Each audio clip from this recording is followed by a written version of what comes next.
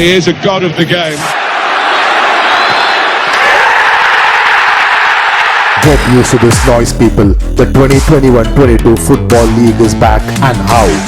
Can we just have a mini league among City, United, Liverpool and Chelsea for the top 4 position? Will Harry Kane ever play for Spurs again?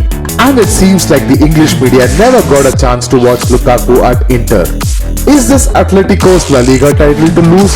Can Barca register their players? Or can Real finally get their big money signings to click? Managerial merry-go-rounds in Bundesliga, and will Naglesman ever live up to this new challenge? Let's go! Absolutely world class. Welcome everyone to the new footballing league season. The Premier League has begun already. The Spanish LaLiga is going to start tonight, and obviously the Bundesliga has begun, and the Serie A will start next week. I'm Ishan. I'm really excited to talk to you about what's going to happen in this season. We're going to preview the major leagues, and as usual, I have the hermit himself, Mr. Electricity, and he'll tell you why. Bala Subramaniam. Hey guys, how are you? Yes, he did call me Mr. Electricity. We were supposed to record this on Thursday night. This is Saturday morning, 14th August afternoon. That's because there were no power in our building for almost 20 hours. So we had to delay this recording. So a quick apologies for that. And before we start with all the leagues, as Ishan mentioned, we'll quickly round up the Super Cup game that happened between Chelsea and Villarreal. Chelsea defeated Villarreal in penalties. It was 1-1 after regulated time, and a pretty useless 30 minutes extra time, which we think that it's absolutely not worth it. It went to the penalties. Tuchel got in Kepa only for the penalties, and he replaced Mendy, and Kepa redeemed himself after, people, if you guys remember, his fight with Sarri during an EFL Cup final. I honestly thought Villarreal were unlucky. They should have won the game. They hit the post twice. Ziyech had a very unfortunate injury after scoring a very good goal. Looks like a long-term injury. Ishan, any thoughts before we quickly move on to EPL?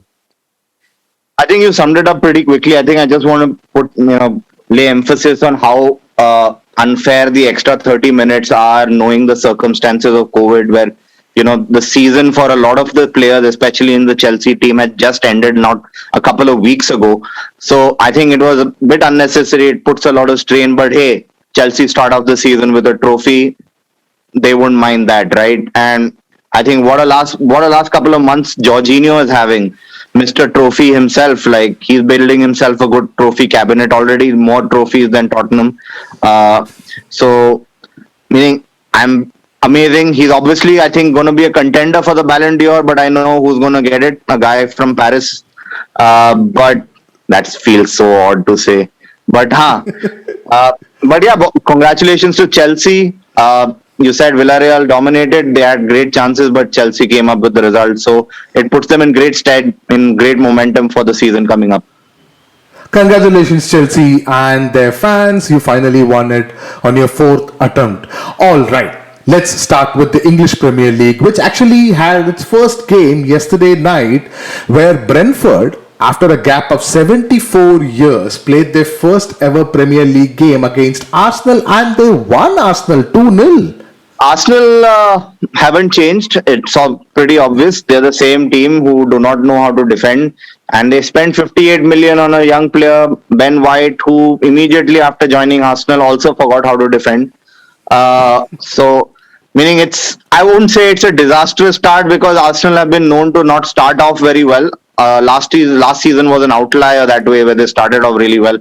But they have excuses lined up. Their two main strikers, Aubameyang and Lacazette, were unwell and they didn't even travel with the squad. They had a lot of young players, Mari, who I think was partly responsible for the first goal. And then they had, Bakary Saka, who, by the way, I just want to give a big shout out to the Brentford fans who gave a huge round of applause to Bakary Saka, who came on. And that was a great touch. It show that there are good people in this world. So that was class from the Brentford fans. But yeah, I read a very interesting stat. Out of all of Arteta's games with Arsenal, 27% of those games have resulted in Arsenal not scoring. Wow. Okay, very interesting. And if you look at how Arsenal play, and I saw another stat last year, 42% of the time Arsenal spent in the opposition's half. Wow. And if you're still, not scoring 27% of the time, that there's something wrong in, your final play where you're not ending up scoring. So things to work on, but I feel Arsenal will only improve with those two, Aubameyang and Lacazette coming in. There's also rumors of Odegaard being, joining them on a permanent deal. So, there will be a lot of assistance in going forward for Arsenal. Yeah, since we're on the topic of Arsenal, let's just quickly run through what they did in the transfers and a quick idea of how they can do in this season. I mean, they have shown a pretty good picture of it yesterday. So, in terms of transfers, they brought in Nuno Tavares, a Benfica player, and then they signed a player called Lokonga from Anderlecht, I think a midfield player, and as you said, Ben White for 50 million and a couple of other few transfers. Yes, they seem to be extremely interested in bringing back Odegaard.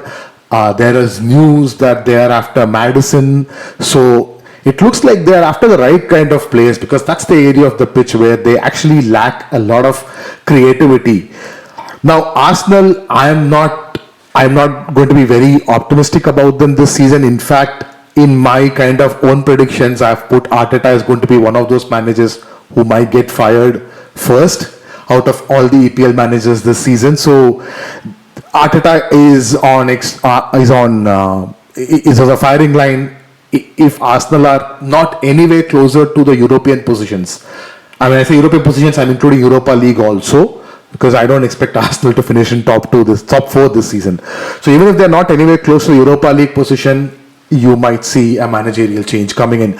All right, Ishan, why don't you quickly take us through on what you think about probably the winner of this transfer window, I would say, Manchester United? Well, I think Manchester United were definitely the winner of the transfer season until Chelsea signed Lukaku. Because we're going to talk about Chelsea, but I'm going to lay emphasis on what's happening with Man United. Obviously, the big signing that they got was Jadon Sancho from Borussia Dortmund. It was 2 years in the making. He was supposed to join last year. But surprisingly enough, they got Jadon Sancho in the lowest phase of his career, if you call it, right? He barely got a minute at the Euros. He didn't have a very good season last season with Borussia Dortmund. But they needed something. They needed some freshness in their, wings in their midfield. And I think Jadon Sancho is a future superstar. He's going to add that. They've got a very strong team, Manchester United. But I think the one issue with them not solved, and I think that might come back to haunt them, is their central midfield. Yes, they still have Pogba, they have McTominay. But then they have Fred and Matic, who Matic has barely played in the last couple of seasons, and Fred is Fred. He's Fred. Like, what do you want me to say? He might make it to an ISL team, but not for Man United. But the big boost, which is surprisingly and very strangely still not confirmed, is the signing of Rafael Varane from my club Real Madrid for 50 million. Please note, 8 million cheaper than Ben White at Arsenal, which is very weird. But they've still not officially announced it. I don't know what's going on. I was reading an article on Sky where there are still some issues regarding image right that needs to be resolved. And hence United have not confirmed it. Ole Gunnar Solskjaer made a very strange statement saying that, Varane is still a Real Madrid player, which is a bit off. Because what I read was it seems that he has to quarantine and all that shit. There was a news that that's his done, visa right? was Because getting they announced delayed. it 2 weeks ago, and that's still not happened. So quarantine ends. UK don't have a amber list thing right now where they need to mandatory quarantine. So there is something, I think, regarding the contract that still needs to be finalized. But I'm pretty sure it will happen at least by match week 2. But I don't see him starting immediately. He will need some time to just acclimatize to the British environment, to the team, etc. But they have Maguire, who's obviously who's really gone from strength to strength as a central defender. Yes, he's slow, but he does everything else right. If you see his positioning, he's probably the best in the league in just positioning himself in the right area. So I feel I'm very confident about this United squad this year. They have Edinson Cavani. They don't have a second striker. Rashford is not a striker. He loves coming off the wings. Marshall is Anthony Marshall. Again, I don't know. He's still potential. I think been in United for the last 50,000 years, and he's still a prospect for them. But yeah, I think that's where probably how many games will Edinson Cavani play this season? That's a challenge. So overall, I'm very optimistic. They have a great chance of at least challenging City and the likes of City, Liverpool, and Chelsea. But I still don't see them winning the league. But yeah, a much better team than last year. So if I have to add like a pessimistic view to this, just one point, last pessimistic view to this is if Manchester United don't hit the ground running, like their first few fixtures are relatively easier. They're not facing any of your so-called big six or big eight or anyone. So if they don't be there on top, or at least let's say 3 or 4 points, not anything more than 3 or 4 points on the top, then there could be some issues. And number two is the fans are back in the stadium, so I'm not sure how well they will enjoy that little bit of passive football from Ole last season. So those are the only two pessimistic views I have, but that's again, it's a very, very slight probability of that happening. So that is Manchester United, and we both believe top four definitely. I don't think there's any doubts in that. Top four. Yeah, top four, I think they're pretty much a sure shot unless things go really bad or like there's a shocking injury which really derails them. But top four, I think, is a shoe-in for them, especially because the other challengers have gone weaker, I feel. Yeah. So let's move on to their city rivals, which is Manchester City. They actually signed couple of players. One big player, obviously, we all know they broke the British record. They signed Jack Grealish for 100 million from Aston Villa to boost up their attacking talents. Already piled up attacking talents, and he will start from the left, pretty much the same position he played for Villa. Just to add a couple of points, City will be missing De Bruyne and Foden for the first few games because they were still carrying some knock from the Euros. Sterling, Walker, Stones, these guys might take a game. They probably won't play the today's game or the tomorrow's game. Well, they'll probably play from game week 2 because they played till the finals of Euros, so they might need an extra rest. But otherwise, City squad is extremely strong. To me, they are still one of the top two favorites. Will come to Chelsea. To me, City and Chelsea are the two favorites. If I have to split into percentage, I'll give City about 30% of winning the league. Any points for you to cover, City, before we move on to the next team? I think the game changer is a transfer waiting to happen, which is Harry Kane.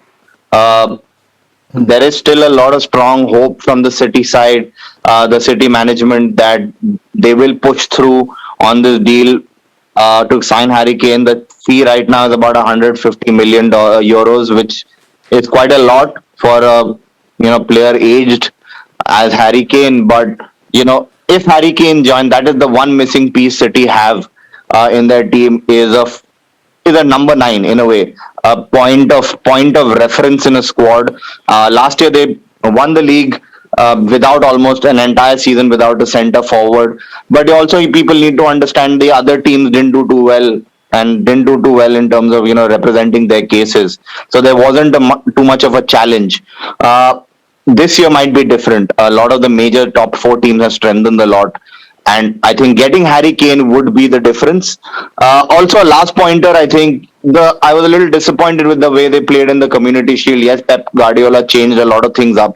But people whom, as you said, Foden and De Bruyne are not going to be playing, which gives opportunities to Ferran Torres, who barely had a touch of the ball in the game. So those might be a point of concern. But yeah, they have so much strength in their team. Somebody might show up on the day and that would be enough to get a result. So City still favorite for me.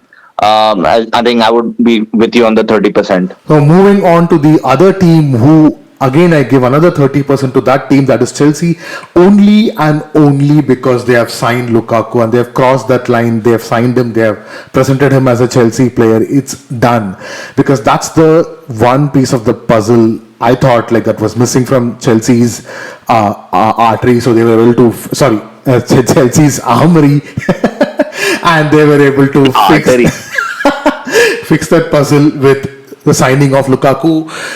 Ishan, any points for Chelsea, plus minus? What do you expect? Man, like, I think a lot of people, I've been reading on Twitter, a lot of people have not been, jumping on the hype train of, Lukaku joining, because their reference point obviously has been Lukaku at Manchester United. But I think a lot of people do not know how much Lukaku has evolved at Inter Milan, especially due to Antonio Conte. What a different player he is. Actually, very brilliant point, because while I was listening to some of the other podcasts and interviews, they were always, most of the British journalists were pointing to him when he was at Manchester United. Seems like nobody saw him at Inter. I think that's the thing. When you see a lot of these podcasts and all, especially for the Premier League fans, right? They're very microscopic in their worldview of football. Like, it's the Premier League and nothing else. So obviously a lot of them didn't follow Inter Milan or the Serie A last season, where I would say Lukaku was single-handedly won them the league. Not in terms of just his goals, but him as a leader of the squad. He was there throughout. And that is a change in Lukaku that is I would give full credit to Antonio Conte for. He is a completely different player. And you saw that in the Euros as well, where he was leading the line for Belgium as well. So I think he's a major piece that Chelsea have added to their squad, because now not only will he score about 20 odd goals, but he will also hold up play and give the likes of Havertz, Pulisic, and even if they want to risk playing Timo Werner some open space to actually have score more goals and create more opportunities. So he brings a lot of value to Chelsea, and I think it's just it's a big. I think it probably has the potential to be the signing of the season in the Premier League. I'm not talking about Paris. I'm going to add one more pessimistic view. I'm being the guy who's wearing that hat today. Their defense, I'm still not convinced with their defense. Yes, they had an amazing end to the last season. They hardly conceded goals, but I am still not confident that Rudiger, Christensen, Zuma and Thiago Silva can deliver for an entire season. Maybe in the cup games, yes, Champions League, yes, but in the league, 38 games, I don't know. I have my doubts. No, I agree with you there. Like, especially all of those, the four defenders you mentioned, more than the quality or the inconsistency that they may have, I'm more worried about their propensity to get injured. All of them are pretty injury prone in that regard, where they don't have a fixed defensive lineup throughout the season. That could be a concern, because especially playing Champions League and all the domestic cups and the Premier League, that's a lot of games that Chelsea will have to play this season, and that might come back to haunt them. But yeah, there's a January transfer window. If the things goes, the shit hits the ceiling, they will make transfers in the defense. Great. Moving on to the fourth contender, which is the champions of 2019-2020, Liverpool. Again, not a very great transfer window per se. Like, they signed Ibrahim Konate pretty early in the window, but they actually did a lot of good business in terms of renewing players' contracts. They've renewed Alexander-Arnold, they have renewed Alisson, they renewed Fabinho. Yesterday, I think I saw they renewed Van Dijk also for the next 4 years. So those are pretty good business that they have done to make sure that they hold on to these players who basically won the Champions League and the Premier League for them. So I would probably give about 15 to 20% chance for Liverpool, because I'm still not convinced with their midfield.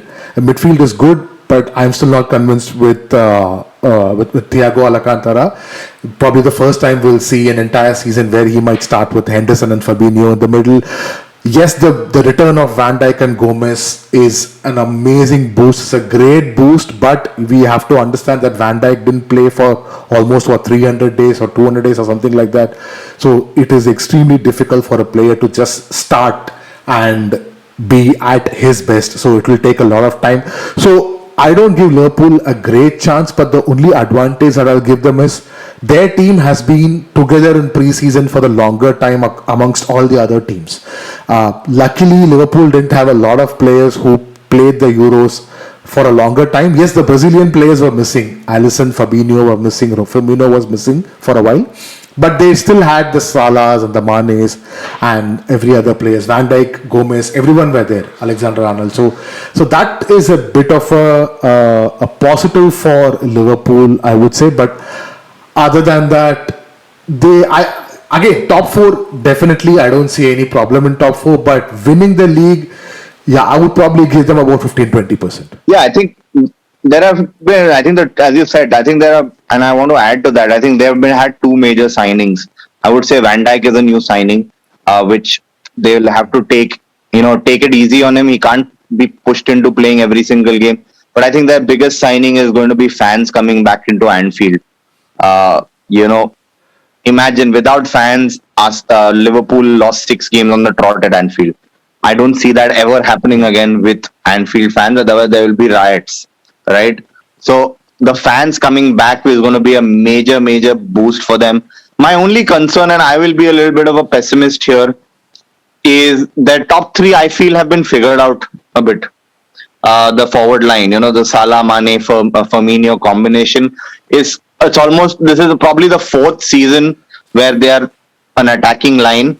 5th actually. 4th or 5th season. 5th season, right? No other, triumvirate has ever lasted this long. True. If you look at it. True. And that makes it a little more predictable as to how they're going to go about their attack.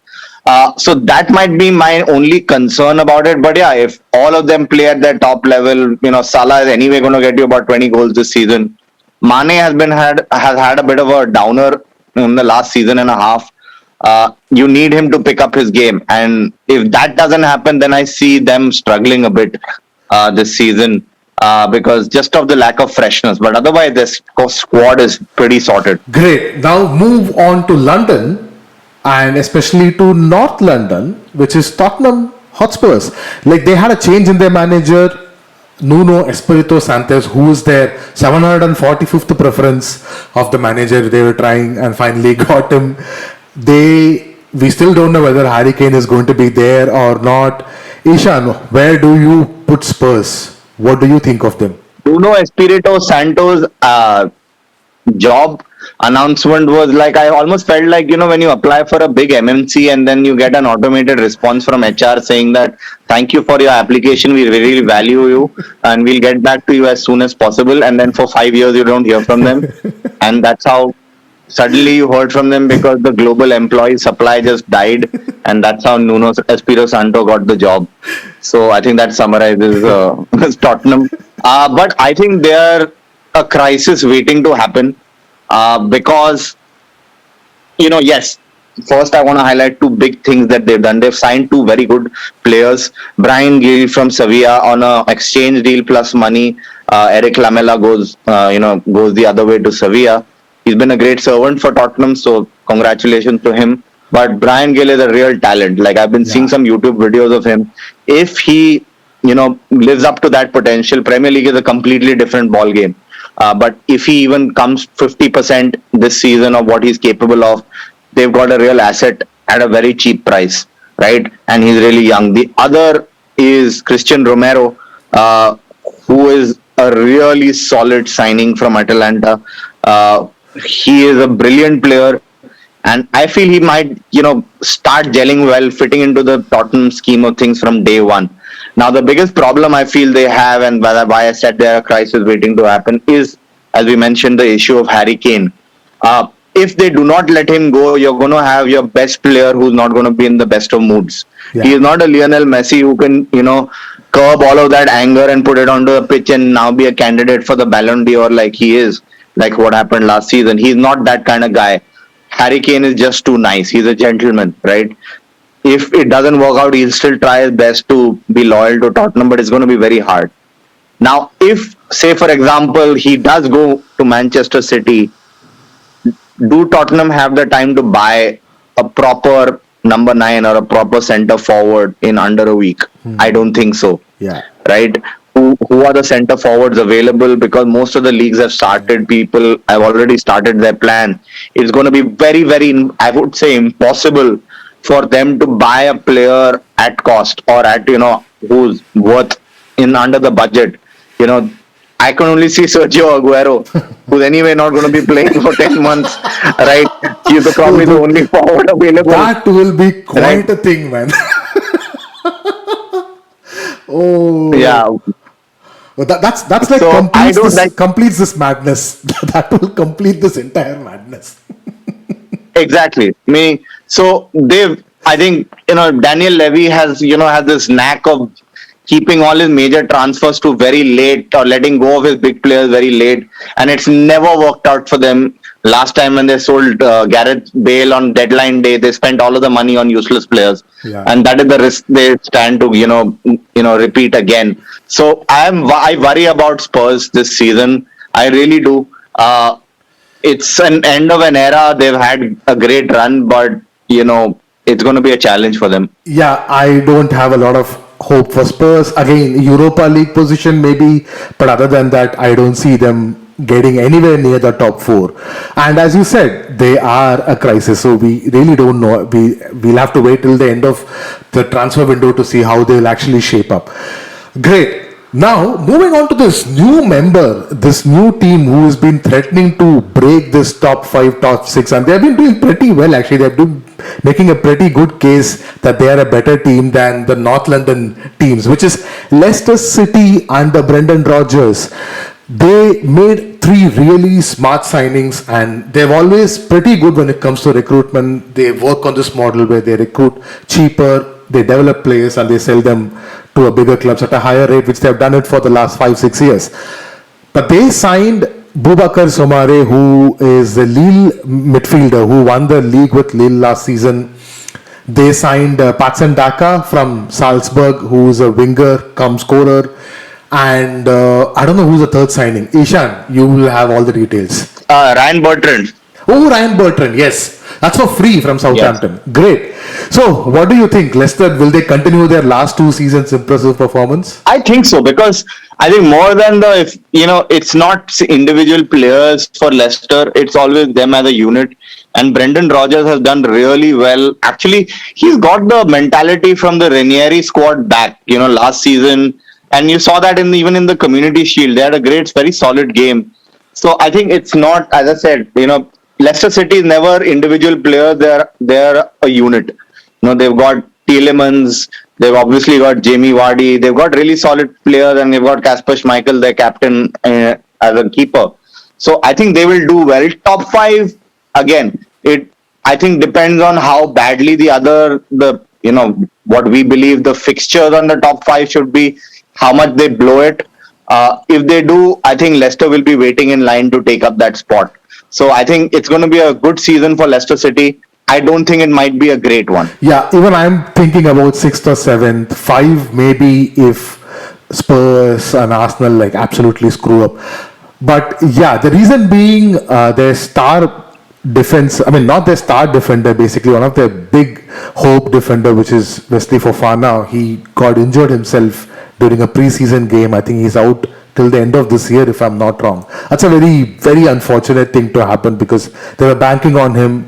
So they are already down one very good defender. So I don't know how they are going to manage that. Wes Morgan is not there with the club anymore. Will they go and sign someone? Actually, they did sign someone. Sorry, I forgot that. They did sign Yannick Vestergaard from Southampton. They've already made that signing. So yeah, they're pretty... That's a very good signing, and Vestergaard with Soyuncu in the defense is still going to be solid. Yes, Fofana added a new dimension last season for them.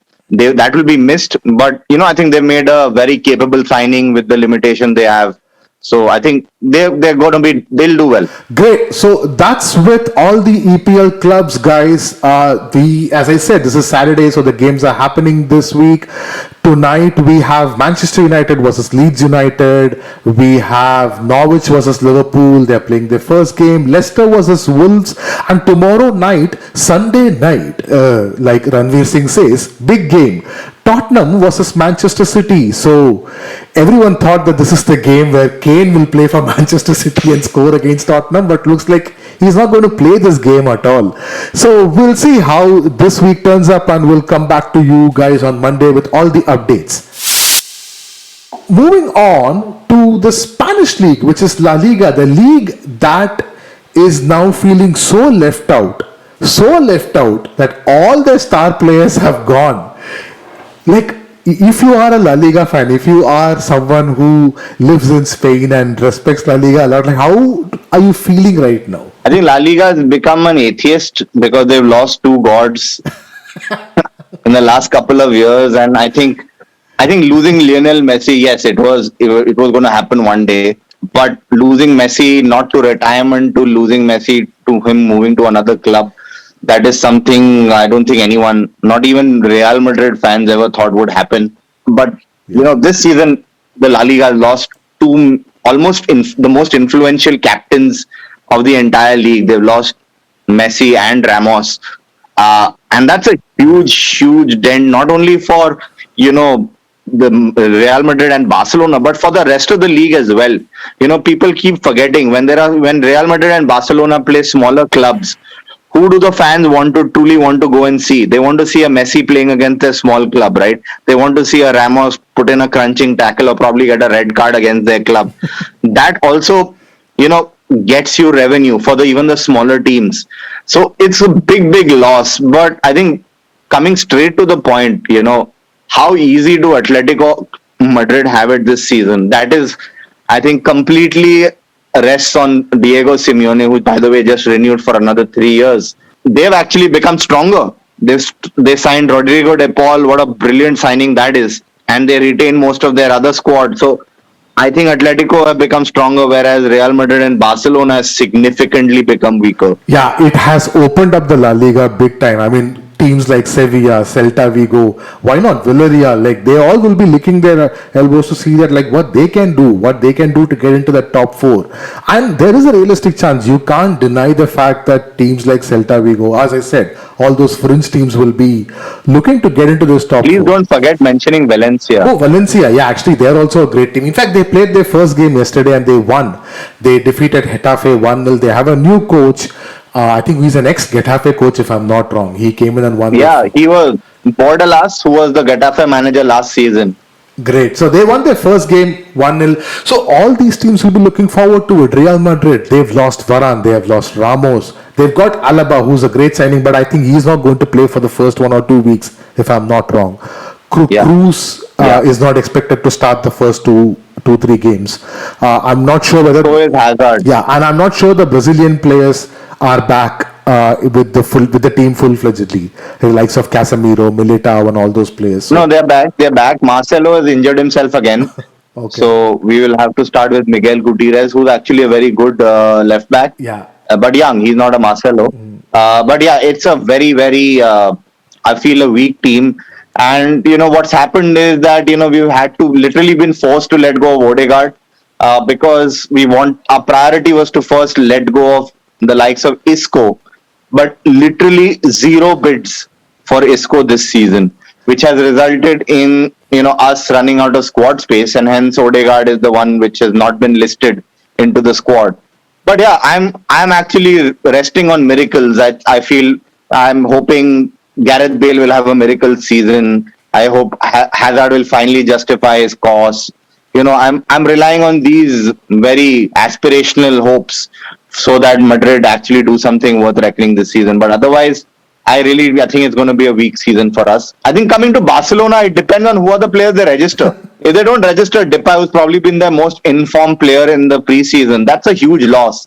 But if you just look at the squad, they're a pretty strong squad, just by the names.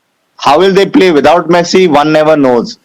But they might play better, they might play worse. So, it's all up in the air for Barcelona. So I saw a report that they will be able to sign Depay and Garcia by today or tomorrow or something like that. Now, see, any report that comes from the Barcelona side, my first thing is like, I don't believe this. These guys are saying it for the sake of it. 4 दिन के बाद आके बोलेगा नहीं हुआ. So you cannot trust these buggers at all. But yeah, like you're talking about miracles, I think if God has a certain set of miracles in his agenda to give to all the leagues, he'll probably have to give a lot to LaLiga teams, especially to Barcelona and Real Madrid, because that's the only hope for both the fans. Miracle. I don't think anything else is going to save them. Well, yeah, as you said, Barcelona has a decent squad, but the mood, everything is not very great. So you will have to completely forget yourself out of all the hoopla and all the shit that has happened outside the field, and to focus on the field. Like what's going to happen on the field is going to be tough with the fans around. They're not going to stop waving their white flags. They've already started singing Messi Messi every 10th minute. So you will never know how the players will react. Hopefully it reacts. It helps them in a positive way. I think the biggest problem Barcelona had for so many years due to Messi was the reason and the excuse. Yeah, Messi was the reason they won, and Messi was the reason the excuse they used when they lost. Like Messi didn't have a great game. It was always one man, and now they've lost that. So basically, they've lost a Suraksha Kavach, so to speak, where everything, all eyes will be on each and every player. Griezmann will have to be better. De Jong will have to be better. Pedri, I think, has been Saat Khoon Maaf for Pedri. I think he's already a Barca icon. I don't think anything, however badly he plays, there will be unlimited amounts of, sympathy for him. But all the other players who are highly paid, Umtiti, Lenglet, everyone will have so much pressure on them to perform that it might be very difficult for them, to live up to that. That's true. That is my concern. But That's true. There is nowhere to hide right now. As you said, there is nowhere to hide. The guy, the Kavash that was supporting you, that was preventing you from all these years, is gone. So it will be interesting to see how Griezmann, De Jong, even the likes of Jordi Alba, Busquets, PK, all these players, like how they are going to come out and perform. So it will be a very fascinating thing to see. If you are a non-Barcelona fan, it will be a fascinating thing to see how a giant like this can fall. And it will be a great case study. Like, see, this entire season, La Liga will be talked about, will be discussed for more off-the-field stuff than on-field stuff. I can guarantee you that, because there's already a... And I truly feel that this probably might be the first Clasico where there's literally no existing bad blood. Yeah, actually. Wait, yeah, actually there is. No PK, yeah, no Ramos, no Messi. Yeah, actually. I wouldn't mind. I wouldn't be surprised that they all go for a party, like a dinner after Clasico. Both the teams. Very strange. The third league that started yesterday was the Bundesliga, and Ishan, I have a feeling that this is the year that we'll finally see someone other than Bayern Munich as a champion. No. Not happening, bro. Not happening. And I'll tell you, I'll give you a couple of reasons. One, Bayern Munich, however badly they play, they have a guy called Robert Lewandowski. Who scored again yesterday? Who can literally score goals if he's amputated, blind, his head turned around, his hands replaced by his legs. He will still score. Yes, Naglesman I think they're the only big club in Europe who's not won a game this preseason. Yes. They played actually pretty badly in preseason. But come to think of it, Borussia Mönchengladbach away getting a draw, which happened yesterday 1-1, by the way, for people who don't know, without most of their big players playing, I think would be a good result in when you look at the larger scheme of things. But look at the other challengers. They have Leipzig and Borussia Dortmund, who would probably be their top two contenders, right? Dortmund always start off incredibly well, but then lose 7,000-0 against Bayern Munich in the German Clasico, right? That's been the trend. Everyone always goes into those matches thinking Borussia, obviously they're going to win because they're the stronger team. It never happens. It's going to be the same, right? It's going to be the same. Bayern have renewed Joshua Kimmich. It's a very smart renewal to make for 3 more years. They're still so strong, man. They're still so strong. Yes, they have a very weak defense. I have to admit. Now losing Alaba as well, they have a very, Nicolas Sule is probably one of the weakest defenders in a big club in Europe. They still not managed to get rid of Boateng, who wanted to leave. A lot of issues, but I still feel they're still very strong to have a challenge. They might come close, Dortmund or Leipzig, but yeah, I don't see, I hope, but I don't see them not winning the league. Yeah, when talking about coaches, Nagelsmann went to Bayern. So if I have to round off everything, see, Nagelsmann, Leipzig's coach, went to Bayern. Marco Rosa, Mönchengladbach's coach, went to Dortmund. The Eintracht Frankfurt coach went to Mönchengladbach. Wolfsburg coach went to Frankfurt. So it was a proper musical chair happening in Bundesliga. So that's one thing which is why I felt Bayern might miss out this season, because Nagelsmann, he is a great coach. He's been lauded as one of the future superstars coach, like Pep Guardiola and Jurgen Klopp, etc. But look at the last 2 clubs he has managed. He managed Hoffenheim and he managed Leipzig.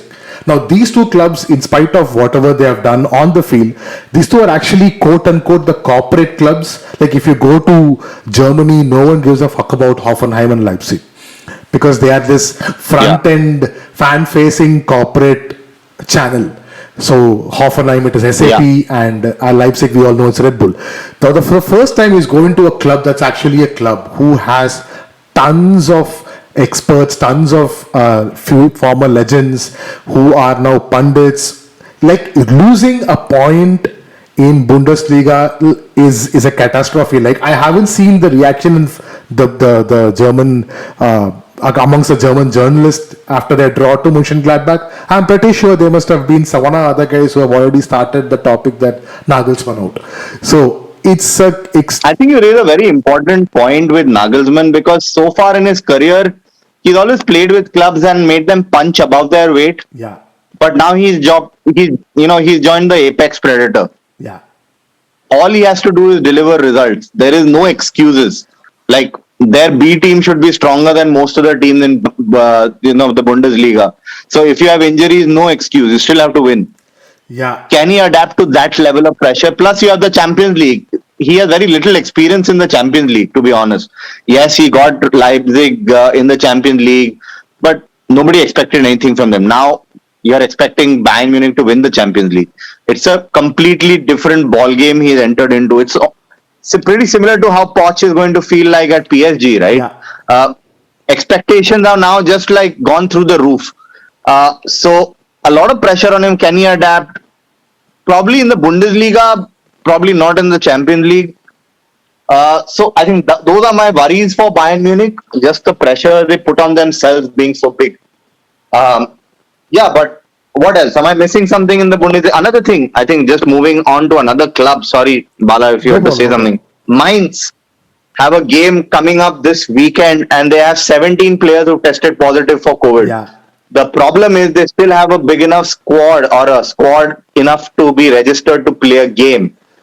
So that is going to be a very interesting match for Mainz. I don't know. It's pretty sad, to be honest.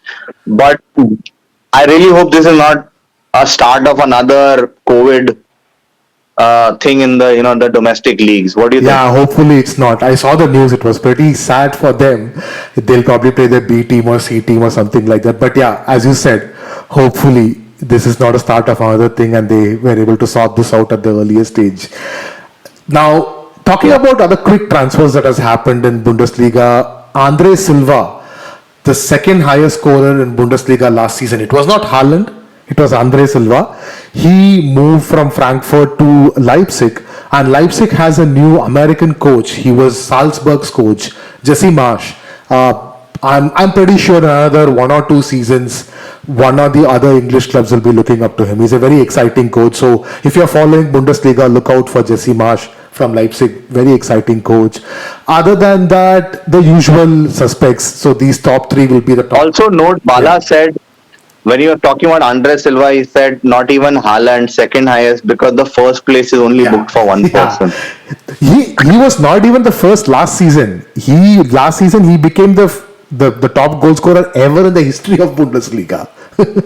Not just last season. So Unbelievable.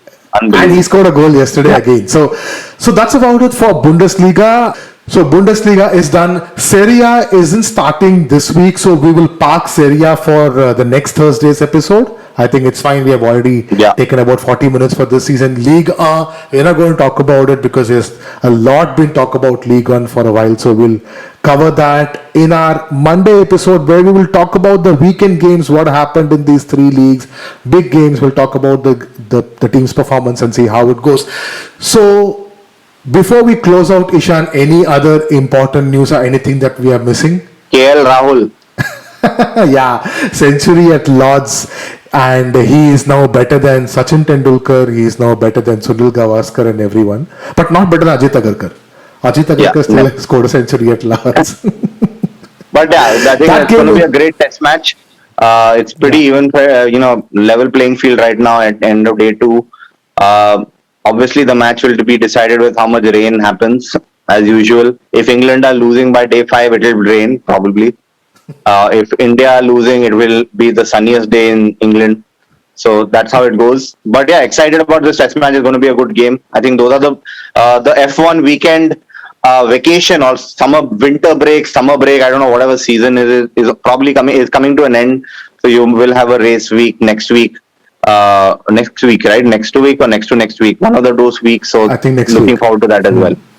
All right, perfect, guys. Now you guys go have a great weekend. Start following all the leagues. I'm pretty sure everyone will be busy with their weekend plans and schedule. So good luck, guys. Have a great weekend, and see you guys back on Monday night. Bye from Bala. Bye, guys. See you on Monday. Thank you everyone for listening. If you enjoyed what you heard, please make sure you hit the subscribe button, and also please, like we are literally begging, to rate our podcast on whichever app you are listening to. It not only helps us, but also new listeners to easily find our podcast. You can also reach out to us on Twitter @SportsCharcha. A big shout out to the Jam Room Audio for our theme music. You can follow the Jam Room on Facebook @the Jam Room Audio. Bye.